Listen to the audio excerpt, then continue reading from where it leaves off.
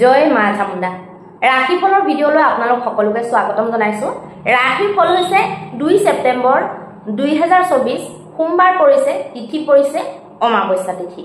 মাহ ভাদ মাহ আপোনালোকে সকলোৱে জানে। আৰু আজি দিনটোত যিসকল শিশু জন্মগ্ৰহণ কৰিব তেওঁলোকৰ হ'ব সিংহ ৰাশি, আৰু আজি দিনটোত যিসকল কন্যা পুষ্পিতা হ'ব তেওঁলোকৰ হ'ব কান্তা যোগ। এতিয়া আহকচোন আমি মেষৰ পৰা মীনলৈকে প্ৰত্যেকটো ৰাশিৰে ৰাশিৰ ফল জন্ম ৰাশি বা চন্দ্ৰ ৰাশিৰ আধাৰত নিৰ্ণয় কৰিম। মেষৰ কাৰণে খুব শুভ দেখা গৈছে।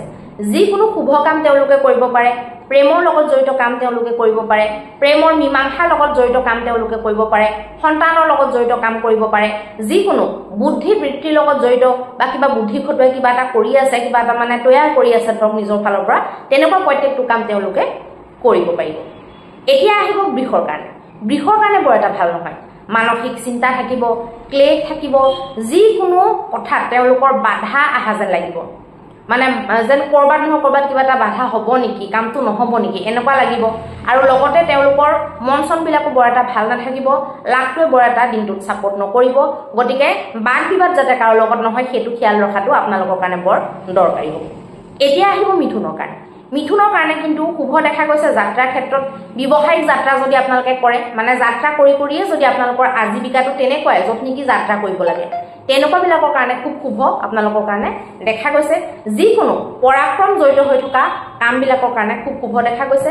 যিকোনো এনেকুৱা কাম য'ত নেকি বহুত আপোনালোকে প্ৰচেষ্টা চলাই আছে নিজৰ কাৰণে বা বহুত প্ৰচেষ্টা লগাবলগীয়া হৈছে, তেনেকুৱা প্ৰত্যেকটো কাম আপোনালোকৰ বাবে ভাল।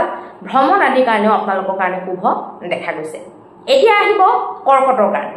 কৰ্কটৰ কাৰণে কিন্তু বৈবাহিক ক্ষেত্ৰত শুভ নহয়, অকণমান সাৱধান হ'ব, বাদ বিবাদ যাতে নহয় খেয়াল ৰাখিব, বহুত ডাঙৰ ডিল আদি নকৰিব, পইচা পাতি লেনদেন আদি আপোনালোকে নকৰাটো ভাল হ'ব। এতিয়া আহিব সিংহৰ কাৰণে। সিংহৰ কাৰণে খুব ভাল। যিকোনো শুভ কাম আপোনালোকে কৰিব পাৰিব, যিকোনো এনেকুৱা কাম য'ত নেকি আপোনালোকৰ কিবা এটা নহয় কিবা এটা লাভ নিহিত হৈ থাকে, তেনেকুৱা প্ৰত্যেকটো কাম আপোনালোকে কৰিব পাৰে। একাউণ্ট আদিৰ লগত ৰিলেটেড কাম কৰিব পাৰে। যদি কিবা বস্তু পেণ্ডিং থৈ দিছিলে, ৰানিঙত নিম বুলি ভাবিছে, আপোনালোকে নিব পাৰিব। এতিয়া আহিব কন্যাৰ কাৰণে। কন্যাৰ কাৰণে কিন্তু দিনটো ভাল নহয়। মানসিক চিন্তা, ক্লেশ আদি, যিকোনো গা চা বেয়া হোৱা, মন বেয়া লগা, খৰচ বৃদ্ধি হোৱা, যিকোনো মুঠতে আপোনালোকৰ বেয়া লগা কামবিলাক হ'ব পাৰে। দিনটো আপোনালোকৰ কাৰণে বৰ এটা মংগলময় নহয়। এতিয়া আহিব তুলাৰ কাৰণে। তুলাৰ কাৰণে কিন্তু খুব ভাল। তুলাই যিকোনো বেনিফিটৰ লগত জড়িত, লাগিলে সেইটো 1% বা 0.5% বেনিফিট কিয় নহওক, প্ৰত্যেকটো শুভ কাম আপোনালোকে কৰিব পাৰে।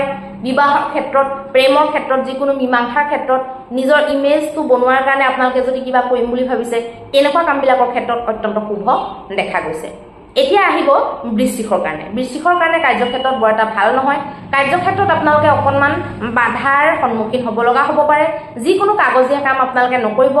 নিজৰ লগত কাম কৰা মানুহৰ লগত একেবাৰে মন খুলি পেলাই, মন উজাৰি পেলাই বিশ্বাস নকৰিব, আৰু সকলোখিনি কথা আপোনালোকে কৈ নেপেলাব, তেতিয়া আপোনালোকে বিপদত পৰিব পাৰে। এতিয়া আহিব ধনুৰ কাৰণে। ধনুৰ কাৰণে খুব মংগলময়, খুব ভাগ্যদায়ক। আপোনালোকে যিকোনো শুভ কাম, যাগ যজ্ঞ, দান দক্ষিণা, পূজা পাঠ, মন্ত্ৰ স্তোত্ৰ পাঠ আপোনালোকে কৰিব পাৰে। যিকোনো আপোনালোকে শুভ কিবা কাৰ্যৰ কাৰণে যদি ৰৈ আছিল, ধৰক সৰু সুৰা শুভ কাম কৰি লওঁ বুলি, তেতিয়াহ'লে আপোনালোকে কৰিব পাৰে। বহুত ডাঙৰ শুভ কাম নকৰিব, কাৰণ অমাৱস্যা যিহেতু পৰিছে, আপোনালোকে সেইটো অকণমান ধ্যান ৰাখিব লাগিব। ভাল আপোনালোকৰ চন্দ্ৰমা হিচাপত দিনটো ভাল বুলি আপোনালোকে যে অমাৱস্যাত বহুত ডাঙৰ কাম কৰি দিব তেনেকুৱা নহয় আচলতে। বাকী আপোনালোকে বিশেষকৈ ধৰ্ম আধ্যাত্মৰ লগত জড়িত কামবিলাক আপোনালোকে কৰিব পাৰে। যিকোনো যদি ভ্ৰমণ আদি ওচৰতে যাবলগীয়া আছে, আপোনালোকে আৰামছে যাব পাৰিব। এতিয়া আহিব মকৰৰ কাৰণে। মকৰৰ কাৰণে মানসিক চিন্তা, ক্লেশ, পইচাৰ কাৰণে বহুত বেছি টেনশ্যন হৈ যোৱা, পইচা বহুত বেছি হয়তো গুচি যোৱা, পইচা ফচি যোৱা, বাহন আদিৰ ক্ষেত্ৰত চলাওঁতে সাৱধান হোৱা, ৰাতি একদম আপোনালোকে ওলাই নাযাব, যাত্ৰা একেবাৰে পৰাপক্ষত আজি নকৰাটো আপোনালোকৰ কাৰণে ভাল হ'ব। ঘৰৰ আশে পাশে ঘৰৰ নিলগতে থাকিবলৈ চেষ্টা কৰিব, আপোনালোকৰ কাৰণে ভাল হ'ব। এতিয়া আহিব কুম্ভৰ কাৰণে।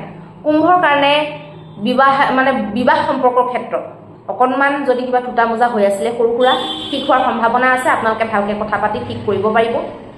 ডেইলি ইনকামৰ ক্ষেত্ৰত আপোনালোকৰ কিবা এটা যদি প্ৰয়াস চলি আছিলে, প্ৰয়াসটোৱে অকণমান ৰং আনিব পাৰে আপোনালোকৰ জীৱনত।